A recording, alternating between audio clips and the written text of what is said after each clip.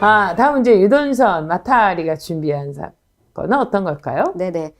한국은 좀 더 일해야 하는 나라다. 이 황당한 발언이요. 지난주 이제 많은 분들의 공분을 샀는데요. 네. 지난 6일에 황교안 자유한국당 대표가 서울대에서 있었던 위기의 대한민국 경제 위기와 대안이라는 주제의 강연 중에 이렇게 네. 얘기를 한 건데요. 황 대표는 근로시간 주 52시간 상한제 도입은 아직 시기상조다. 그리고 더 발전하기 위해서는 일을 더 해야 된다. 이렇게 이야기를 했습니다. 참 시대착오적인 발언인데요. 어디서부터 어디까지 잘못된 발언인지 김동인 기자의 기사를 통해서 조목조목 짚어보도록 네. 하겠습니다. 이 황교안 대표 요즘 참 뭐라고 말을 할 수는 부지런하세요. 없어요. 굉장히 그분 단식하면서 계속 누워 있었잖아요. 언제 또 강연을 가셨나. 나 진짜. 이분의 이제 주장에 따르면, 뭐 이렇게 집중적으로 밤잠 안 자고 결과를 만들어냈던 것이 지금까지 이제 우리 경제성장 과정에 있었던 모습인데, 주 52시간 그 상한제 도입으로 노동시간이 줄어들어서 발전이 더뎌지게 된다. 이런 얘기잖아요. 결론적으로 네네, 그렇죠. 보면. 네. 근데 한국 노동자들의 노동시간이 실제로 줄어들었나요? 그렇지 않은, 여전히 한국 노동자들은 일을 굉장히 많이 합니다. 네. 한국 노동자들의 연평균 노동시간은 2018년 기준으로 1967시간에 달합니다. 그나마 이제 2018년 7월부터 300인 이상 사업장에서 주 52시간 상한제를 단계적으로 이제 시행하기 시작을 했어요. 네. 그 덕분에 지난해에 처음으로 연 2000시간 아래로 줄어들게 됐습니다. OECD 가입국 전체 통계를 놓고 봐도요. 한국은 굉장히 장시간 노동하는 국가인데요. 그렇죠. 한국은 2017년 기준으로 멕시코가 2257시간을 일한대요. 멕시코는요. 네. 이 멕시코에 이어서 두 번째로 연간 노동시간이 많은 나라입니다. 또 OECD에서 조사하는 더 나은 삶 지수라는 지표가 있는데요. 이 지수에 따르면 주당 50시간 이상 일하는 장시간 노동자의 비율도 25.2%로요. OECD 평균인 11%를 상회합니다. 네. 반면에 이제 한국인이 하루 중에 근무를 하는 시간 이외에 밥을 먹거나 잠을 자거나 하는 등의 일상생활이나 혹은 쉬는 시간과 같은 이런 시간은 평균 14.7시간으로요. 네. OECD의 평균인 15시간에 미치지 못하고 있다고 합니다. 그렇군요. 이분의 이야기를 이제 좀 조목조목 우리가 따져봐야 될 것 같은데, 그 정부의 문제는 주 52시간 상한제를 안 지키면 처벌하겠다는 것인데, 그런 나라는 세계적으로 없다, 이렇게 얘기도 했어요. 네네. 이것도 이제 사실과 부합되는지 짚어봐야 되지 않겠습니까? 이거는 이제 잘못된 발언인데요. 이 우리나라의 한국의 근로기준법에 따르면 사용자가 노동시간을 위반할 경우에는요, 2년 이하의 징역 혹은 2천만 원 이하의 벌금에 처하도록 되어 있습니다. 네. 이게 이제 다른 나라하고 비교했을 때 형량이 좀 무거울 수는 있지만 처벌 규정이 한국에만 있다. 이거는 결코 아닌데요. 네. 독일의 경우에는 최대 15,000유로, 그러니까 한국 돈으로 약 2천만 원이 있는데요. 이 정도의 과태료가 부과가 되고요. 사용자 측의 고의 위반 사실이 확인이 되면 최대 1년의 자유형 또는 벌금의 처벌을 받게 됩니다. 네. 프랑스하고 영국에서도요, 이 벌금 제도를 운영을 하고 있고요. 일본도 6개월 이하의 징역 또는 30만 엔, 약 300만 원 정도 이하의 벌금이 적용이 됩니다. 그러니까 네. 여러 국가에서 이미 노동시간 상한제를 준수하지 않을 경우 그에 따라 처벌을 하고 있는 겁니다. 완전히 틀린 얘기네요. 이분은 어디 가실 때 거짓말 탐지 같은 거 하나 갖고 가고 어떻게 이렇게 완전히 틀린 이야기를 할 수 있는지 참. 팩트 체크가 안 되면 삐 이렇게 좀 경고성 뭐 이런 거 좀 올려야 될 것 같아요. 세 번째로 이제 짚어볼 대목이 있는데, 젊은 사람들이 애들 키우고 돈 쓸 때가 많아 일을 더 해야 하는데 주 52시간 상한제가 그걸 막아버렸다. 이런 발언도 있어요. 네네.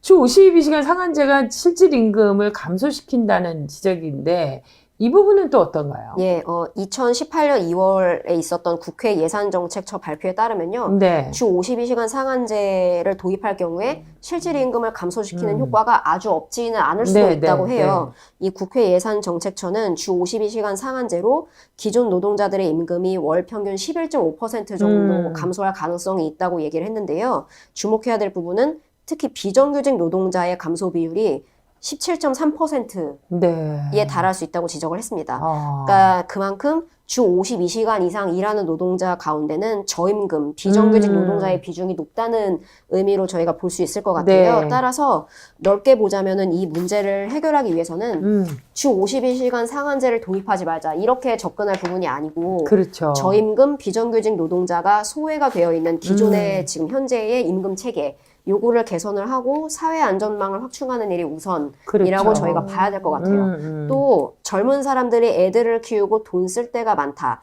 요 황 대표의 발언을 보시면 네. 아기를 키우는 데는 돈이 많이 든다. 즉 비용이 든다. 요렇게 그렇죠. 전제를 하고 있는 거예요. 그리고 이거를 해결하기 위해서는 일을 더 많이 해서 추가 임금을 받는 걸로 해결을 하자. 요렇게 보고 있는 건데요. 하지만 장시간 노동은 주변에서 사례를 많이 보셨겠습니다만 오히려 보육 비용을 늘리고 그렇죠. 여성이 사회를 진출하는 것을 가로막는 걸림돌로 작용을 할 수 있습니다. 그동안 이제 한국 사회에서 초과 근무를 하는 남성의 임금 노동 뒤에는 우리가 미처 생각하지 못했던 여성의 가사 노동, 즉 무급 노동이 전제되어 있다. 요 점도 저희가 또 생각해 봐야 할 부분이고요. 이건 정말 밑줄 쫙 그어야 되는 네네. 부분이에요. 근데 이게 말이 나온 김에 그 한국 노동시장에 존재하는 어떤 성별 문제에 대해서도 좀 짚어봐야 될 것 같은데, 한국과 OECD 다른 회원국 간에 가장 큰 차이를 보이고 있는 지표가 이제 무급 노동자 간의 성별 격차라는데, 이건 또 어떤 이야기일까요? 2018년 기준으로요, 한국이랑 다른 OECD 회원국의 일일 평균 성별 노동시간의 분포를 보면요, 네. OECD 회원국은 여성과 남성의 무급, 그러니까 무급이에요. 무급 네. 노동시간의 차이가 약 2배인데요. 한국은 5배가 넘습니다. 아. 그러니까 총 노동시간의 격차는 남성과 여성이 별로 크지 않은데, 남성은 장시간 노동 비중이 높고, 반대로 가사노동을 비롯한 무급 노동의 책임은 여성에게 더 쏠려 그렇죠. 있다고 볼 수 있는 겁니다. 이거 뭐 이렇게 할 필요 없어. 그냥 다 자기 집을 보면 알지. 네. 더 이상 좀 할 말이 많지만 하지 그렇죠. 않을게요. 네. 네, 그러니까 야근이나 휴일 근무 등으로 대표되는 한국식의 근면 성실함. 이런 게 결국은 남성 중심 사회 덕분에 유지될 수 있었다. 그렇다고. 여성들이 집에서 가사노동으로 대표되는 무급 노동을 그렇죠. 해주고 있었기 때문에 가능했다. 이렇게 해석할 수 있는 거겠죠. 그러니까 이게 진짜 보이지 않고 흔적도 없는 이런 노동이 전제가 됐기 때문에 네네. 지금 이제 성장을 이룬 건데, 그렇다면 이제 주 52시간 상한제 도입이 노동시장의 성별 불균형을 해소할 수 있는 어떤 대안이 될 수 있겠다라는 생각도 들거든요. 네, 그럴 수도 있을 것 같은 것이 근무시간 상한제를 도입을 해서 남성 근로자의 추가 근무나 주말 출근이 조금 줄어들게 되면 네. 여성의 무급 노동 시간이 조금이나마 이제 줄어들 수 있을 그렇죠. 것이고 여성들이 유급 노동, 즉 이제 가사 노동 말고 집 바깥의 노동 시장으로 진출할 수 있는 가능성이 조금 더 늘어나게 되겠죠. 더불어서 이제 남성이든 여성이든 적정 시간 동안 집 밖에서 노동을 하고 그다음에 네. 이제 집으로 돌아가서 가족들과 아이들과 함께 시간을 보낼 수 있게 된다면 오히려 양육비 절감 효과를 가져올 수도 있을 겁니다. 그렇죠. 이 황교안 대표의 주장대로 일을 더 많이 해서 돈을 더 많이 벌어야 한다. 이런 차원으로 접근할 일이 아니라 시간을 우리가 좀 더 보전하자. 이런 그렇죠. 관점으로 접근을 해야 된다는 겁니다. 또 이런 관점에서 볼 때 이제 장시간 노동을 해결하는 것은 저출산 문제를 해결할 수도 있는 그렇죠. 어떤 장기적인 대책이 될 수도 있을 것 같습니다.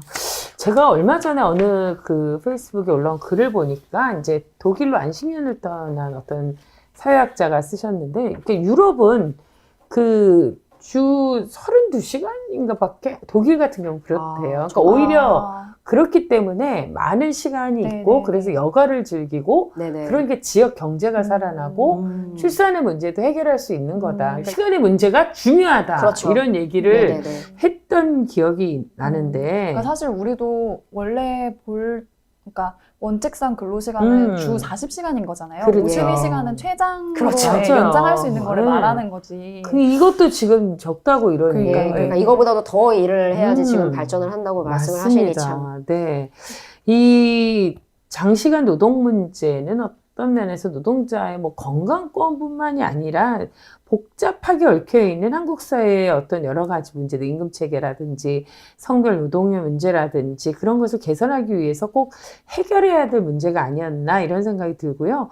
이 주 52시간 상한제에 대해서 황교안 대표가 어떤 오해를 하고 있는지 시사에 있는 김동민 기자가 또 조목조목 꼼꼼하게 다 분석해서 기사를 썼습니다. 시사인 한 부 여러분들께서 넣어드려야겠어요. 네.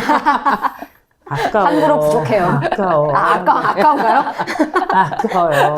이분 뭐 지금 막 많이 들어놓고 이래서 안 보실 거예요. 그러니까 어쨌건 그래도 저희는 보내드리도록 하겠습니다. 특히 이 부분은 확대해서 이상원 기자가 가져다 주면 안 돼요? 그러도록 하겠습니다.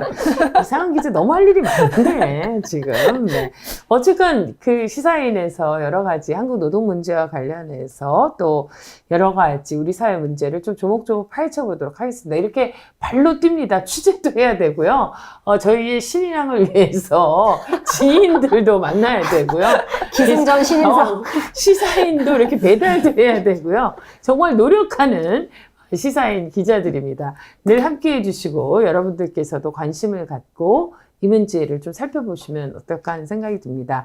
우리 사회 복잡한 문제 어떤 기준으로 어떤 잣대로 바라보느냐에 따라서 문제가 쉽게 해결될 수도 있지 않나 이런 생각을 하네요. 문제 해법 실마리를 찾아드리는 시사인 여러분의 정기 구독만이 더욱더 좋은 기사를 쏟아내는 힘이 될 겁니다. 시사일사도 많이 구독해 주시고요. 좋아요 눌러주시기 바랍니다. 함께해 주신 여러분 고맙습니다. 고맙습니다. 감사합니다. 네.